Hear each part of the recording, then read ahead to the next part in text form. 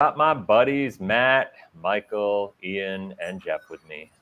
Some other people might be joining us as we go here, but for now, it's us. Charles might join us. But today we are talking about what does it take to earn $100,000 in the life insurance business. Now, I mean, that's the title, but I'm going to tell you right now, what we're going to go through in this video is ultimately, if you're new to the business, if you've been in the business for a while, you haven't had the success you want, we're going to go through a formula and basically walk you through a process that you can really start to understand what you need to do to accomplish your goals, right? Because I think that's the biggest challenge is people get into this business, their expectations are out of alignment, their activity is not in alignment with what they actually need to do to have the level of success that they're after, and therefore they fail. They fail by default because they don't even, it's impossible to make a plan when you don't even know what metrics you need to be planning towards, right? Does that make sense? And so, so before we get into it, I'd love to kind of go around the room and, just kind of talk like Matt. Matt is, our director of agent development. Michael is a big team builder. Ian, has I'm going to say relatively new to the business and has a really unique way of going at things, but he's creating a YouTube channel. He's hitting the ground running. He's really stretching his comfort zone and creating and doing a lot of cool things, which I think is amazing. And Jeff, and now we got Charles joining too. And Jeff is, let me change this up here. And Jeff is, he's had experience. He's been in the business. He's been doing it for a while. He also has another business. He's in this, but he's really passionate about it. He's also creating content, doing his thing. Charles, kind of very similar to Jeff, doing different, businesses from a full-time job perspective, but really passionate about this. He uses his strategies in his personal life. I think out of all of us, who here has made six figures selling life insurance? Okay. So 3 of us have, and 3 of us haven't, which I know a couple of the guys on the call were like, I'm not sure what I have to offer, to the call because I haven't really done it. I think you guys actually have more to offer on this training than you realize because of the fact that, you're doing the work, right? You're focused on the right activity. You're focused on, the process, and you're building a pipeline and you're getting everything in place.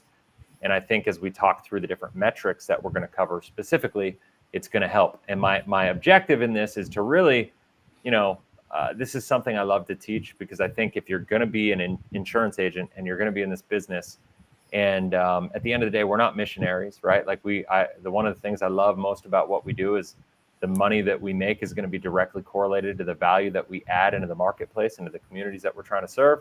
And I truly believe that if you do it the right way, and at the same time, sometimes, let's face it, we got to think about, is this a viable profession for me to be involved in, right? Not how much money can I make, what's in it for me, but like, is it viable? Because the answer may be like the way that you want to do business, the way that you're willing to prospect. And when you have clarity about what I'm about to cover, maybe you realize that this is only ever going to be a side hustle because you're not willing to do more than is required then what will provide a side hustle type income. Now, I mentioned it the other day, like I think it's a much better side hustle than Uber, or something of that nature. But at the same time, is it going to be a side hustle, or is it something that you can actually sink your teeth into, that you're passionate enough about, that you could actually grow into it becoming a full-time thing and even creating a wildly abundant life for you and your family and all the people that you are looking to serve. So anybody have anything they want to add to that before I get into it? Well, I think when people have the mentality, oh, this is my side hustle versus this is my career, this is what I want to do. I think the difference is belief.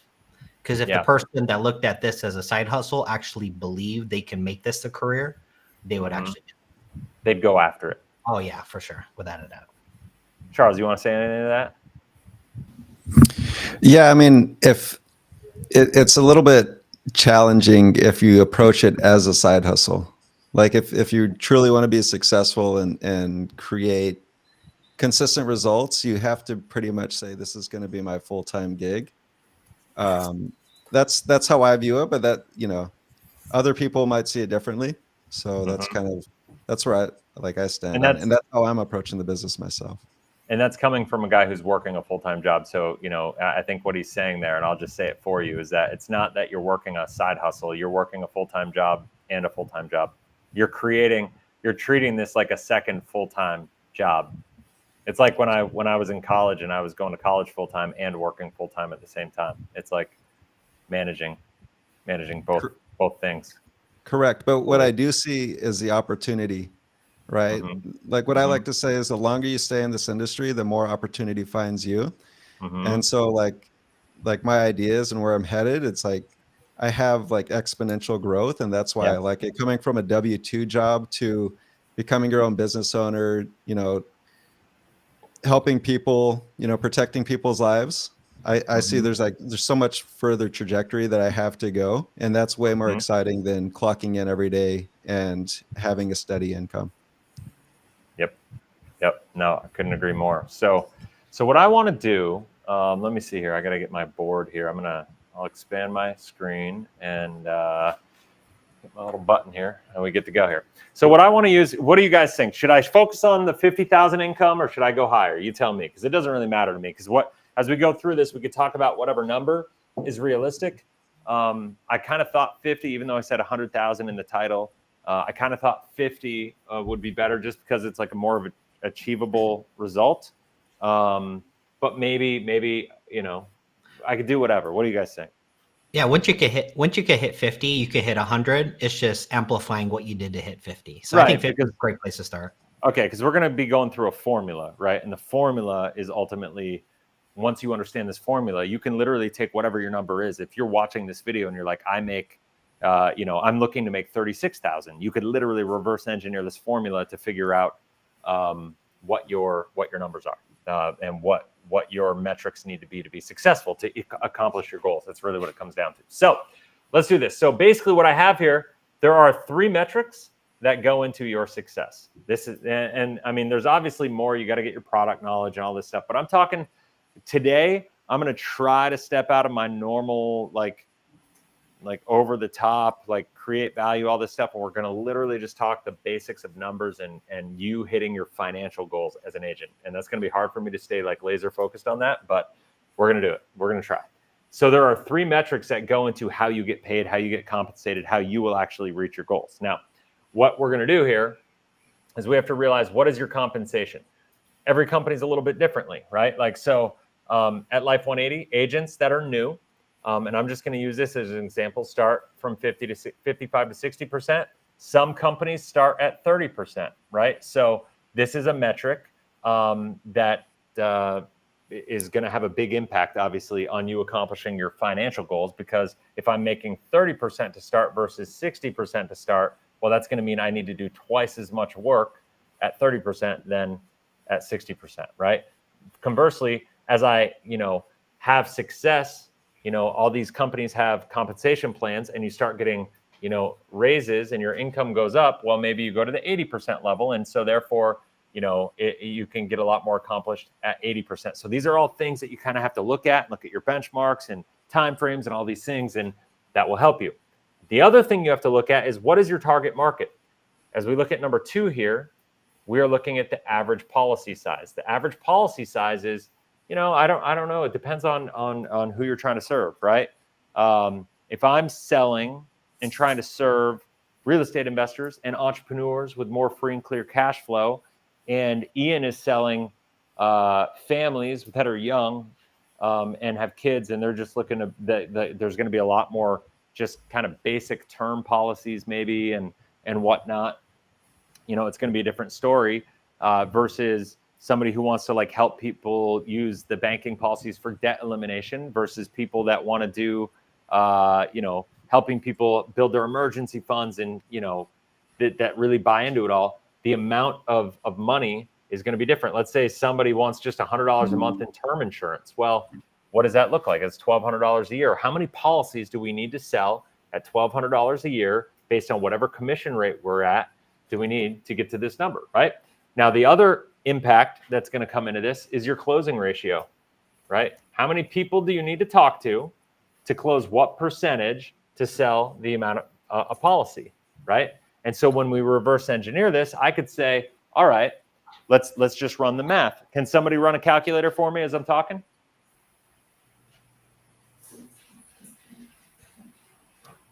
Yeah, go ahead. Okay, let's do this. So let's say, I'm going to write in green actually. So let's say that the goal is to, well, first of all, let me ask you guys this. What do you think that a good policy size is right here? $100 a month, $200 a month. And when I say this, I mean base premium, or like if it's term premium, that would be about the same as base, right? So, and what I say here is if somebody's going to save $500 a month in a whole life policy and we do a 40-60 blend, that means 200 base and 300 PUA, right? So all that really matters from an income perspective is this 200 base, right? We can't get diluted and say, hey, we got to sell this $500 policy. That's going to be deceiving as to the actual results. Does that make sense? Yep. Okay. Yeah, I think 150 would be good, Chris. Say that again. I think 150 would be good. 150. 150 is a good number. So, Yeah. So guys, we have a closing rate of less than 1% would be more realistic. I don't know what closing ratio of 1%, bro. That'd be really bad. That's really bad. Like, Logan, buddy. Not even my worst closing rate agents is have 1%, man. We got to team up. I got to help you close some business. Well, believe me, Bud, we're going to get there, but we got to start with the numbers. The numbers absolutely matter. We'll work into the prospecting, but if you don't understand the volume that you have to have for prospecting, right, the numbers are going to give you clarity to set the expectation in alignment with the prospecting. That's the entire point. The point is people just don't think about what they're prospecting to, what numbers they have to have for prospecting. The number you need to have clarity on to reverse engineer. This is a business plan for life insurance agents. That's what this is, right? Because you have to be able to know what your metrics are to go there. And I would argue if your closing rate isn't at least 10%, there's a problem. And you're probably prospecting the wrong people, and you're prospecting in not the right way. And depending on how much time we have, we'll go into it. Okay. I'd take it a step further, Chris. If you're at 40, 50%, there's probably still a problem. Can I add one more thing, Chris? Can we add a number 4 and add persistency? Because I know a lot of people persistency, like servicing and like annual, like renewals and all that stuff. Yeah, like chargebacks, policy lapses. Yeah. Because unfortunately, a lot of people are in certain markets that have a higher lapse ratio in that first year. We're in a great market where we don't really deal too much with that, but there are people out there when they're watching this, they're going to deal with this issue too. Yeah, totally, man.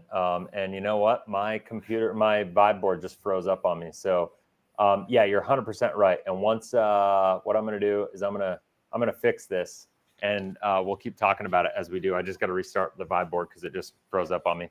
I don't know what's going on with this vibe board, but it does that to me every now and then. But while this is resetting, let's do this. Let's talk about what Logan is talking about with Hazeltine LLC. So the 20% number to me is really about, I don't know, good prospects. I would say people that are willing to sit down and have a conversation with you. To me, that's a good prospect. And if somebody's willing to sit down and have a conversation with you, I would argue that you are intentionally identifying people, right? I would say of the people that you are identifying and trying to sit down and have a conversation with you, once they're willing to have that initial conversation with you, that's a relationship that is considered a prospect.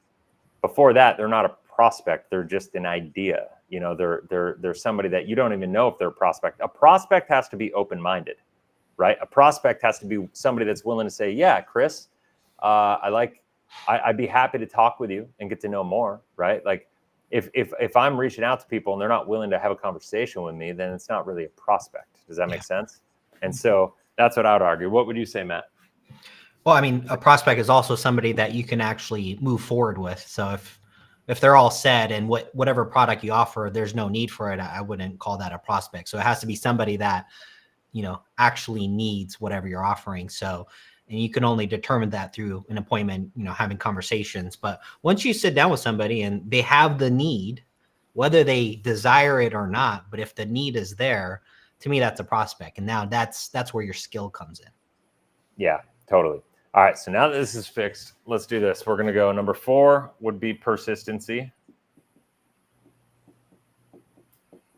meaning I would say 95+% is required here because we don't want chargebacks. Because if you have chargebacks, it's gonna hurt your business, right? That is what it is. Not only that, as we get into this, we'll talk about as you build your business, if you have this really good, there's a lot of positive things that will happen, and your renewals that you get paid for servicing and helping people, is going to be amazing. I mean, if you write $50,000 of business and you have a 95% persistency rate, and that's all you do every single year, by the time you hit year 6-ish, you're going to have a residual book of business, not residual because it's not passive, but you will start the year, if all you do is service your clients, with about the income that you started your career with, or that you were targeting at 50,000. So now if you just keep writing the same book of business year 6, that 50 is going to turn into 100. It's pretty awesome, right? But people don't realize the power of renewals and the power of doing this business like this, right? Like that is one of the beautiful things about. Yeah, Chris, I brought that up because, there's certain companies out there that their model is like buy leads, sell final expense, right? And you got to think like a business owner. You got to think, okay, what market am I in, right? The people who are in their 60s with money, what are they looking for, right? They're not looking for a $10,000 final expense policy. They're looking for long-term care. They're looking for whole life, estate planning, annuities, right? And so when you're in that market where people don't have money, it's not their fault. It's not your fault as an agent. It's just, that's the market it is. And they can afford $60 this month, but the next month when the grocery bill goes up, right, they got to cancel the policy and you end up with a chargeback. So you have to think like a business owner. Think about what market you want to be in and then how that's going to affect your persistency, right? Because when you're in the right market, 95 plus is actually pretty easy.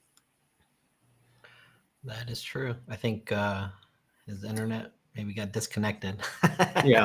Well, let me add to that too, right? The compensation, because I know there's companies out there 100, 110, all the way up to like 140. But on what products? Yeah, it's a different product. Right. On what products? Usually the final expense products, right? Usually simplified issue products that cost the client more. Again, higher chargebacks, right? And so when you look at the 55, 60%, when you realize that's on whole life products, number one, you get bigger premiums, your persistency goes through the roof, you get renewals, right? All these things factor in. And I tell agents, like, I have really high contracts, but I make most of my money on lower compensation products, right? Because they're better products and they're really what I focus on. And if you go even further, if you went to health, right, really solid renewals, but even lower percentage on the first year, right? So yeah, I think you're spot on. Persistency, I think it's needed because it's not how much you make, it's how much you keep. And there's a lot of companies out there, what they'll do is they'll teach you all the different ways you can manipulate your way to submit an application to hit the leaderboard, but they don't care what happens afterwards because they're chasing promotions and stuff like that. So they don't care. But if you look at their persistency, it's like, who cares you made this when half of your book canceled and all your clients, you know what I mean? And that's why I'm not a fan of leaderboards in that sense, because it really doesn't tell the true picture. I'm like, okay, let's do a persistency. board. That tells me a lot more than, you know, how much you submitted and issued paid and stuff like that. So, but I think that's a key point. What you said too, though, is I think a lot of agents, they'll say, oh my gosh, you guys are around 55%, 67%, but I have 100%. But like you said, on what product? And it's not all the same, because we get a lot of people coming over from these agencies who are like, I'm at 120. Yeah, but you're selling final expense. That's completely different. Your average premium is probably going to be 30 or 40 bucks a month, and your average chargeback rate is going to be around 50%. So that's a completely different, apples and oranges. They might have a higher percentage on term, but again, it's probably lower premium. When you have people in our company helping people put away like $50,000, $100,000, even like millions in the first year, 55, 60, 70% puts it in a whole different perspective. And it's a different business model altogether, right? And the cash flow in the beginning is a little bit slower because you have to, it's going to be like a 2 or 3 month typically turnaround time before you ever see any payment. So just taking all those factors into consideration, it's completely different business model overall. Yeah, for sure.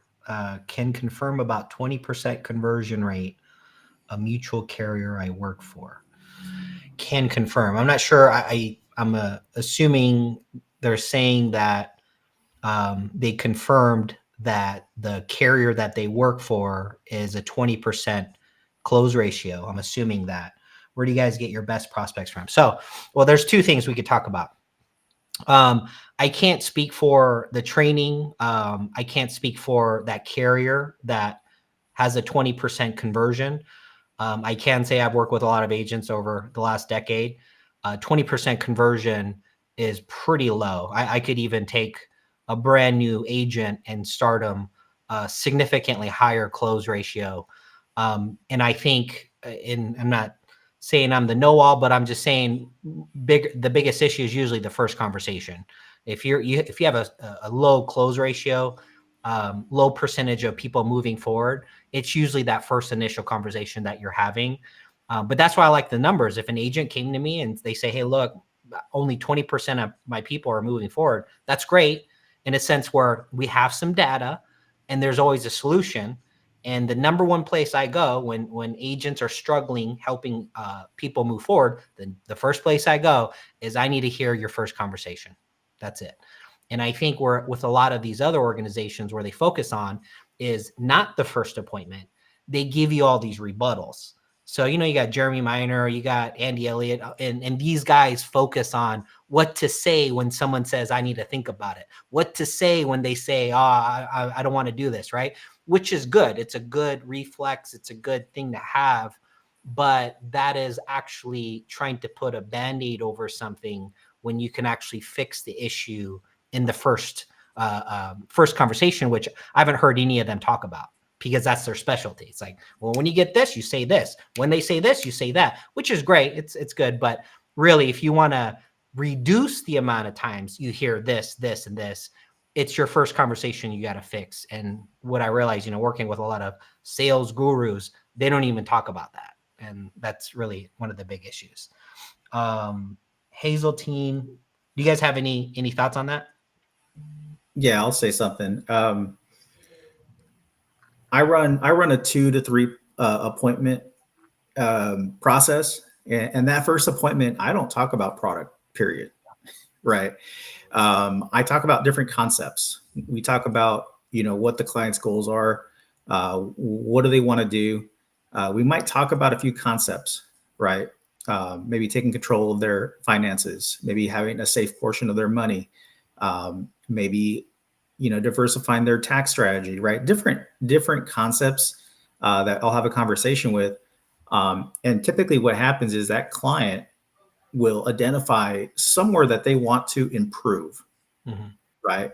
And once they identify somewhere they want to improve and they realize their money isn't 100% aligned with their values, even though I haven't mentioned a product at all, right? They're sold, right? So they're sold in that first meeting, but you don't have to talk about the product, you want to talk about how can we help you as a client, right? What are some areas that we want to improve our financial position? And I think it does come down to market, Matt. Are you in the right market? Because if you're in the right market, a lot of times, I mean, your closing ratios are going to be 70, 80, dare I say 90%, right? It's just who are you talking to and how are you having that conversation? If you're pushing a product, you're going to have lower conversion ratios, right? Because nobody wants to be sold a product. Nobody wants to be pushed. But if you have the conversation in the right way and you focus on, it's like they say, if you want a hammer, if you're going to the store to buy a hammer, it's not because you want the hammer, it's because you want the nail in the wall, right? And so if you focus on the nail in the wall or the outcome, what'll happen is the client will naturally just want the hammer, right? Yeah. So hopefully that makes sense. For sure. And I know like Ian, Jeff, Charles, you guys are newer into the industry. I know Jeff has a lot of experience, but you guys are going through the lens of showing you like how we approach things, not trying to sell everybody right away. It's just really identifying their concerns. And you guys are a great example because this is kind of like your first experience. And I know Ian, you're getting some new people you're working with. This is your first experience. And Charles, you already got the ball rolling. But what would you say? Because I know you probably haven't experienced the other side of trying to pitch everybody and sell them right away.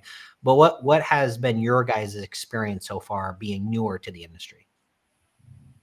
Well, I guess for myself, people on this call will know that my introduction into the life insurance industry was through WFG, and the way I was being taught and everything that was being shown to me was very much focused on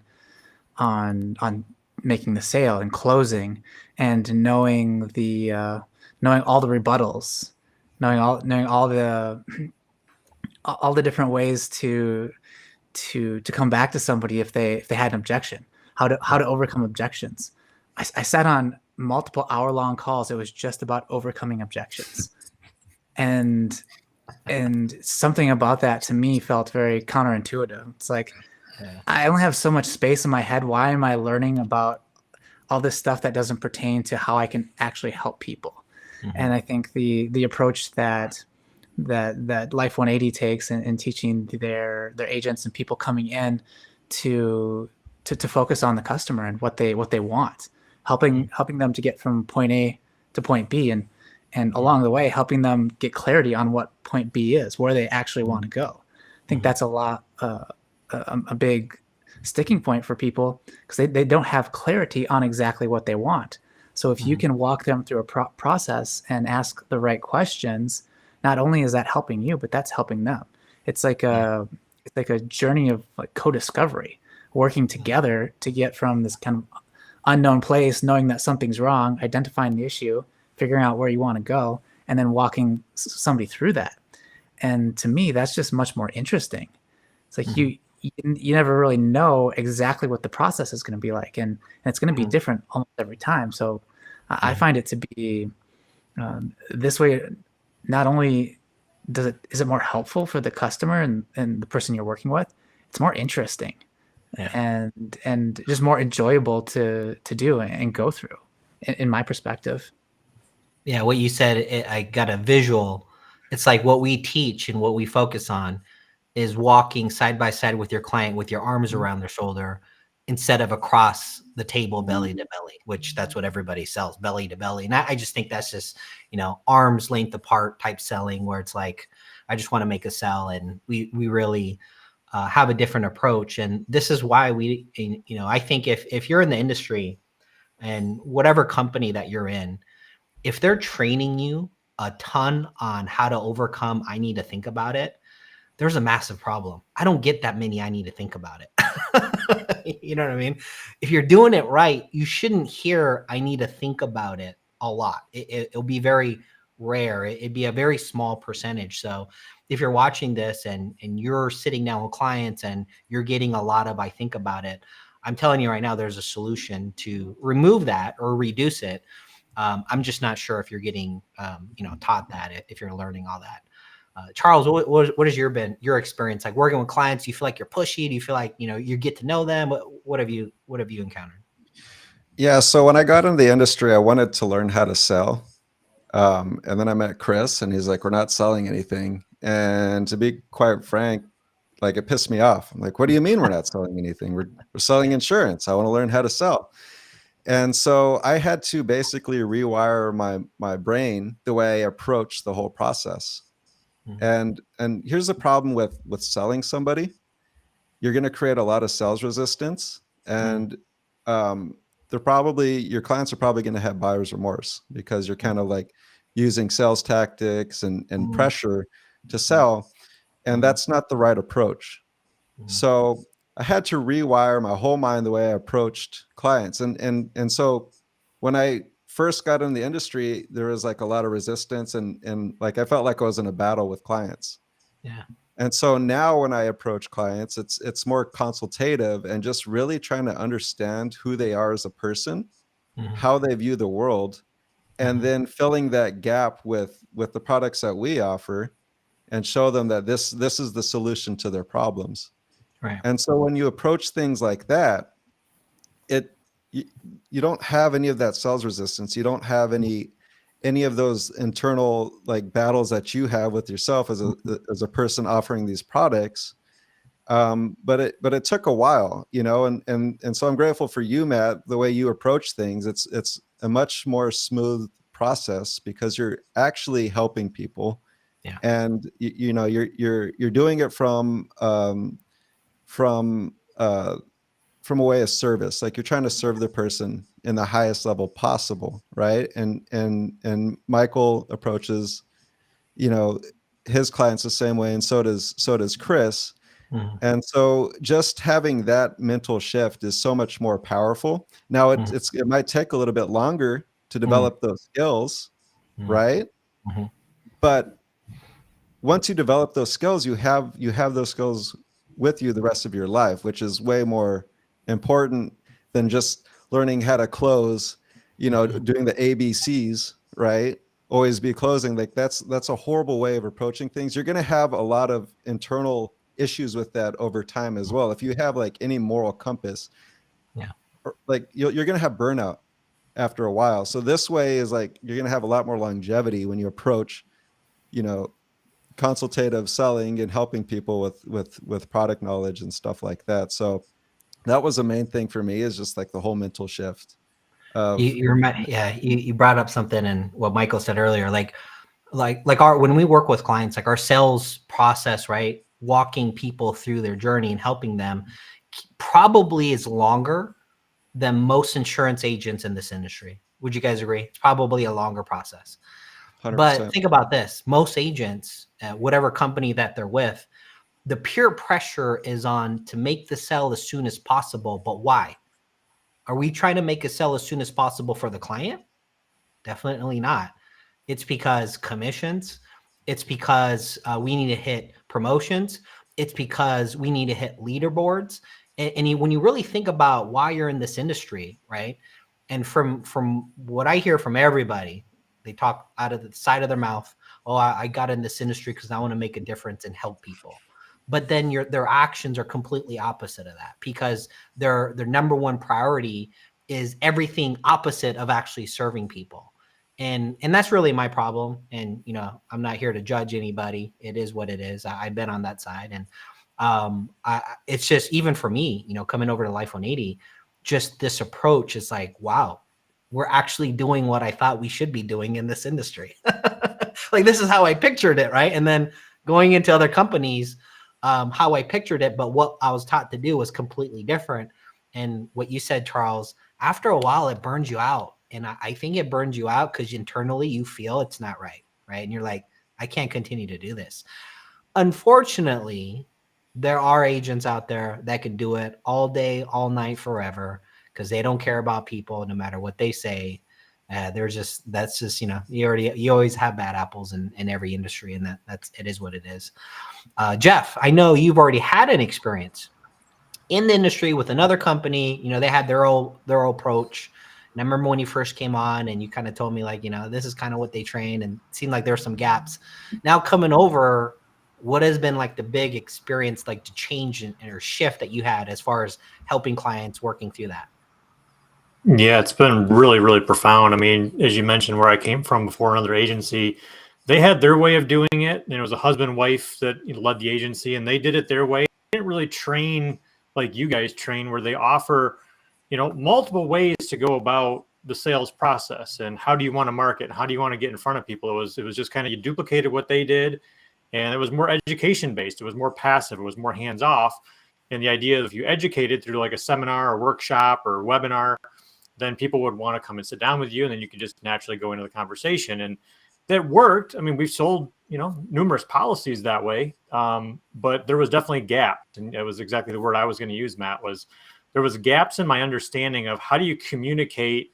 And I've always heard this from other mentors in the marketing space, is you close by opening. And so you don't have to worry about how do you overcome all these objections. If you're doing things on the front end correctly, then it's just a natural process. And I've hired mentors outside of our agency that we were with before in the marketing space, and trying to dial that in of what does that actually look like to be able to open someone or close someone by opening them.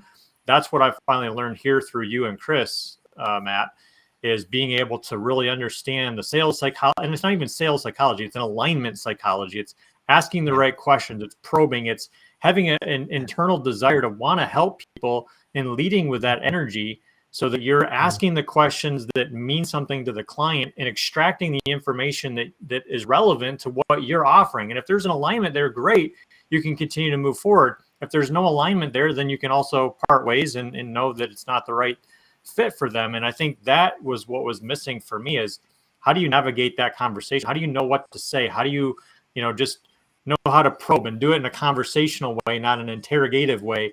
Those are a lot of the little things that, you've done a great job, Matt, on the weekly trainings of just teaching that. It's something that you have to hear over and over and over again. You can't hear it one time and now you're a sales guru. I mean, I've listened to some stuff recently enough, was Andy Elliott or who, but, they made a good point about if you, in life insurance, you take your test and you're hired by a company like that next day, you're a salesperson. But what education did you take on sales? Well, zero. Nobody knows about sales. And there's such a wide spectrum of sales. It can be anything from ramming it down somebody's throat like a car salesman, all the way to what we do, and anything in between. And so how do you gain that knowledge and experience and find what way is going to work for you to sell to your market? And those are all those gaps that have been filled by Life 180. So I'm definitely thankful for what I've learned here, because it's helped me be a more trying to think of the word is I'm looking for, just being able to be more authentic, I guess, is position myself as an expert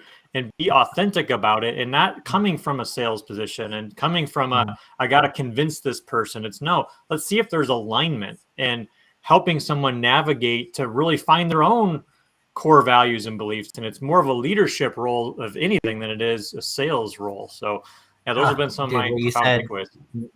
What you said is spot on, man. I try to tell agents, because I always ask agents, how, do you feel comfortable being a leader? And most agents like, yeah, I'm not into leadership roles. Yeah, I don't want to work with a team and work with a team. And when I say that, I'm not even referring to building an agency. I'm thinking, I want to understand how comfortable you are in a leadership role, because when you help clients, when you're working with clients, you are a leader. You're going to have to lead them in a way, right? And so that's awesome that you said that. We had a comment here. It says, I want to see what you guys say and what you guys think of it. What I found is that if you can get in front of the right prospect, it's not too difficult of a sale. The challenge is, how do you consistently get in front of the right prospect? What would you guys say to that? So I would say that, and what I'm grateful for Life 180 and what Chris is like an open book, and he'll tell you like exactly how he generates leads and how he's been able to create a machine. It's taken him years to create the machine, but what I would say is creating your authority platform, right? So I have my own YouTube channel. Everybody on this call has their own YouTube channel, and they're creating their own authority platforms. They have lead generation, ways to generate leads whether it's a master class or if it's a webinar or, whatever it is, everybody's created their own lead system and they're creating content and they're educating people. If someone wants to learn about whole life, or if they want to learn like why an IUL isn't maybe the right choice, they can hop on and start learning from one of us on YouTube, right? So we're creating our own lead system. And when you create that, you're attracting the right prospects to you. Matt talks about how when he first met Chris, and he like one of the leads came in and he was like talking to Chris, and Matt was there, and he's like, "Holy crap, that was the easiest sale I've ever seen in my entire life," because the person already likes and trusts the person that he's talking to. He's talking to Chris, probably watched 100 hours of his videos. We have the power to do that ourselves. We can do that ourselves. And what it's going to take is it's going to take a lot of time and it's going to take a lot of effort. And you're not going to see very much progress for many, many, many days and hours of work that we put in. We're not going to see that progress. But you start creating the snowball effect, because now all of a sudden you're creating this whole platform. And when you create content, it lives on forever. Once it's out on the internet, it's there. And so you're creating this whole snowball effect. And after a while, you're just going to start having leads come in. And one of the biggest things that I've had to realize myself is creating my authentic, like coming across being authentic. I didn't know how to do that. And part of that is like self-discovery of myself, right? So when you can authentically communicate your story and say, hey, this is who I am, this is where I came from, and this is why I do what I do, that's where the power comes in, right? Because not everyone's going to like you.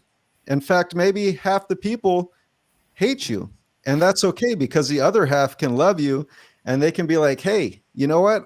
I identify with this guy. This guy, he's speaking my language. And those are the people that make it so easy to help guide their process, because you're speaking their language and they already know, like, and trust you because they've already watched 100 hours of your content. So yeah, it's going to take longer to get to that point. But once you've created that machine, because that's what it is, it's a machine, that's where the magic comes into play. And that's where you create this unending lead machine. Spot on. So you're focused on attracting the right prospect. And forever, I'm going to read it again. So the next, whoever else wants to respond. So what I found is that if you can get in front of the right prospect, it's not too difficult of a sell. The challenge is, how do you consistently get in front of the right prospect? Who else has a comment on that?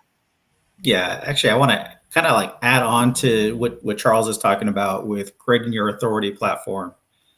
It takes time, right? But I think what happens is a lot of people get into this business and they have certain goals, right? And what quickly happens, sometimes you end up with an upline and not a mentor, right? And I know probably some of you watching this like know exactly what I'm talking about, right? They're an upline, but they can't help me think through things. They just tell me like, hey, or they're a manager, like, you got to make this many calls, this many dials, go buy these leads. And you got to like think critically, like start with the end in mind. What do you want this to look like in 3 to 5 years? Right. And if you want to keep dialing leads in 3 to 5 years, then go that route, right? Just buy leads, don't have a relationship with your clients. Even leads have different levels of the relationship. So a lot of my business comes from referrals, and it's because I've developed relationships with people, different people in different industries, like real estate, like CPAs, but I've also helped clients, right? And so sometimes I get referrals from clients as well. And what I'd say is, if you buy a lead and you're just a telesales, right? There's like no relationship, right? You might use leads, but then you might develop a relationship. And then you might have leads that you went out and got personally. You networked, you shook their hand, you looked them in the eye. They gave you their phone number personally, and they're expecting your call, right? Those leads are going to be a lot better than the leads that you bought. And you can go do that. And then there's clients, right? And there's already a trust built. You're going to do your annual reviews. And that's back to like, how well are you helping them? How much value are you bringing? Are you the first person that they think of? in the space, right? And are you nurturing those relationships, right? And the reason I bring that up is because a lot of times what Charles is talking about, you're not going to see $100,000 in the first year. I didn't make $100,000 my first year. I didn't make it the second year. It wasn't until the third year I finally made some money, right? And so, are you willing to focus on the big picture, on the end goal, or are you focused on the money, like your next paycheck, right? Because if you're focused on next paycheck, then yeah, go buy leads and get on the phone right away today, right? And don't worry about developing relationships. But the problem is you're going to continue to be in that race, right? You're going to continue to have to run that way. And so if you can kind of pause, step back and say, hey, how do I want this to look in the next 3 to 5 years? Do I want good client relationships where I'm getting referrals from my clients? Do I want an authority platform that also attracts? You have to take a step back and say, hey, I need to build these out so I can consistently be in front of the right people. It might mean you do a lot of work and not get paid this year, right? But in the long run, is it worth it? For me, absolutely. But you got to start with that end in mind. This is a big one. I think we could talk hours for this. Ian, Jeff, do you have any thoughts on that comment? Well, I mean, I think talking about building relationships is really important, and you can do that in any number of ways. We're in a time where now that we're on the internet, we can be on the internet. You can build that authority platform and start to build relationships without talking directly to an individual. We can create content and put it out there, and people can start to get to know, like, and trust us, as Charles said. And I think being able to do that in an authentic way, like Charles pointed out, it makes the process just so much easier and more organic and just authentic. I had a call with somebody who watched some of my videos online last week. I'd never met the guy, and he reached out, set up a call. We got on the call, and it was just like, hey, it was just like somebody, almost like there was this level of knowing each other already because he'd watched some of my stuff, and the conversation, I was almost prepared coming from the WFG model. You almost go into those conversations with a level of preparedness for conflict. Like that's kind of like the energy you go into the conversation with is ready for objections. And this was just so much different. It was just a conversation with somebody who on some level already knew me and was comfortable with me in a certain way. And so it was fun. It was just like getting to know the guy on a more personal level, and again, walking him through that, trying to figure out what was really going on. It's like more of a detective and kind of leading and figuring out where we need to go. But I think what you said, Michael, about building relationships with the approach that we're taking, it doesn't have to be an individual, a lot of time with one person just to build a relationship. We can kind of shortcut that process by building an authority platform and being authentic and trying to bring value to the space and educate and do all those things. I think there's a lot of value in that's not necessarily tangible until later on down the road. And it's been months, and I'm starting to see the fruits of some of the labor and the long hours of shooting video and editing and just creating a website, like the whole thing. Like the results are starting to come in, and it's not at all what I expected. And it's getting easier and easier.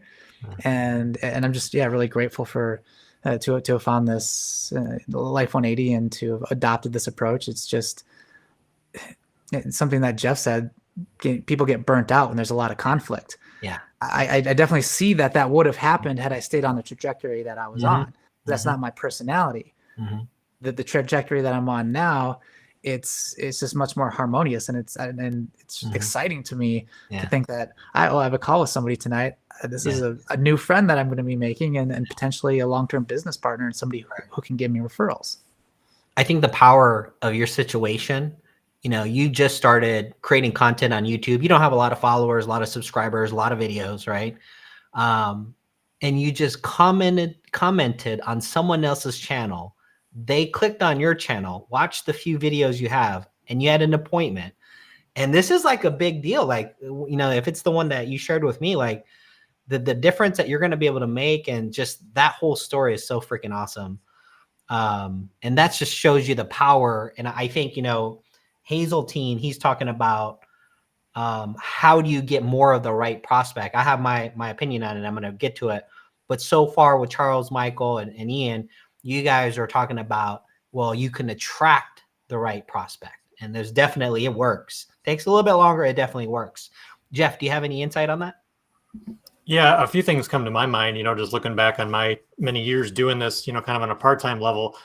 I think one of the things that stood out to me is, in his question, he get in front of people consistently. And I'm reminded of the principle of homeopathy of like attracts like. So if you're wanting consistency coming to you, are you being consistent with what you're doing?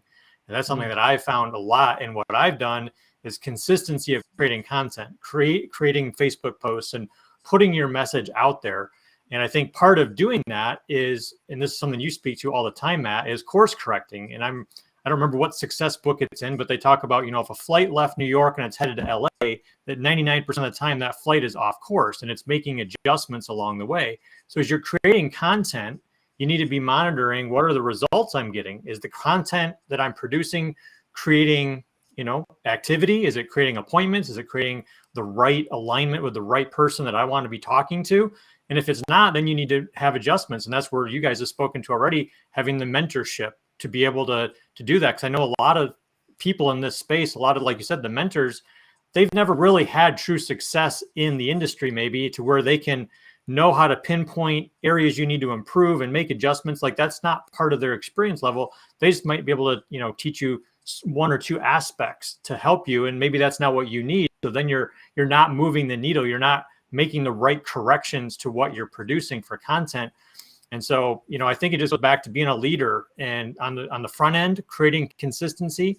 And I know almost all the business that I've closed, it's only closed because I was a consistent leader on the follow up and follow through. Hey, you reached out. You said this was important to you. Let's make sure we get this done. And sometimes it takes months or years for a case to close, but it was because I came at it from the energy of, I'm going to be the leader. I want to, help this person with something that they said is important to them and closing that. So to me, it all comes back to those couple of things, being the leader and being consistent with the action that you take, and then making course corrections on, if the results aren't quite there, having the mentorship to know what to do. Spot on, man. Spot on. So I want to take a different angle on this. So we were talking about attraction marketing and stuff like that. So Hazeltine, so he said this, if you guys are just joining us, somebody left a comment. And I think it's a very important comment because every agent's going to experience this. And this is something that, you're going to have to work through. One of the comments was, what I found is that if you can get in front of the right prospect, it's not too difficult of a sell.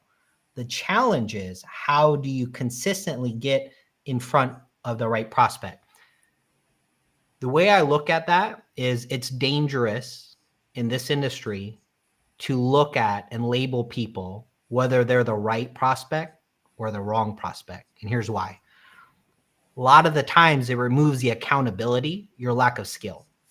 Meaning you might have sat with somebody and thought they were not the right prospect, but I could have sat with them and made them, help them move forward. And so a lot of the times the difference between really highly successful agents and agents that really are mediocre, they take time to move up, is the difference of having an internal locus of control or external locus of control.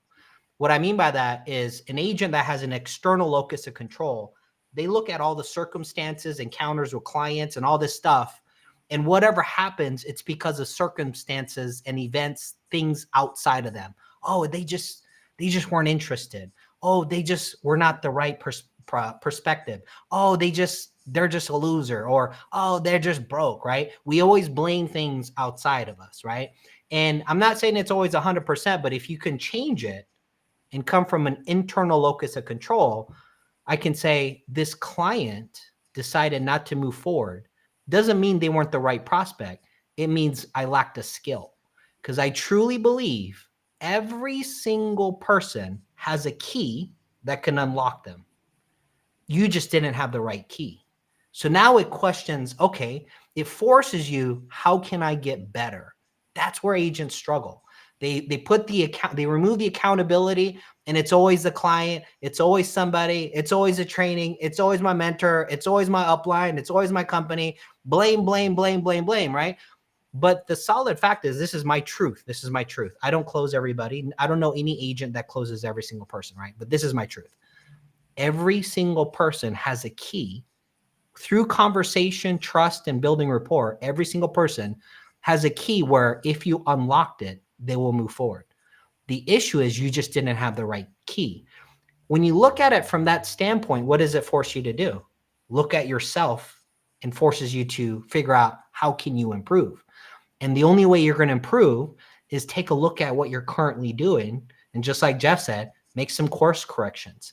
This process of taking inventory of what you're doing and how you're improving it, it's one of the number one things that agents lack. They don't do it. They don't have a system in place that does it continually. They don't get feedback. They do things on their own, so they never improve. They stay stagnant. And so I think when agents, I've had agents all the time say, all these clients suck, Matt. I can't get in front of the right person. Well, let's take a look at your conversation. Could have been that, right? Do you think, and I always say, do you think if I sat with them, I would have got the same result? And they say, oh, maybe not. Okay. Well, let's improve then. Let's get better, right? To me, when a client doesn't move forward, you should be freaking excited. I know it's like, people are like, look at me like, what the hell did he just say, right? You should be excited because you just got a signal. You just got this signal saying there's an area of opportunity that you can totally improve that's within your control. Why wouldn't you get excited of that? But you know what agents do? Oh, that client was broke and they didn't know what they're talking about. And, it's just like this mindset. And so I know we kind of got off track. We had those 4 things. And if you guys are just joining, I think Chris is going to try to hop on. We didn't get through what we were going to talk about, but if we're talking about making 6 figures, your perspective and mindset is a big part of it, right? And to answer your question, Hazeltine, so there's a couple of things. What everybody here really talked about, you can attract the right prospect. You could totally attract it, right? But not everybody's going to create content. And what that means is some people are, uncomfortable creating content. So they're going to go out networking. They're going to meet people. They're going to build relationships. Well, in that term, it's kind of hard to attract the right prospective, right? So if you're going to go out and meet people, then there's 2 things where it gives you the full lever to have success. One is volume, meaning I could take an agent with very low skill, but with high enough volume, we'll have success. 2 is skill. I can have an agent have low volume, high skill, and have a lot of success. And so it's either one of those, volume or skill or both. And here's the cool part.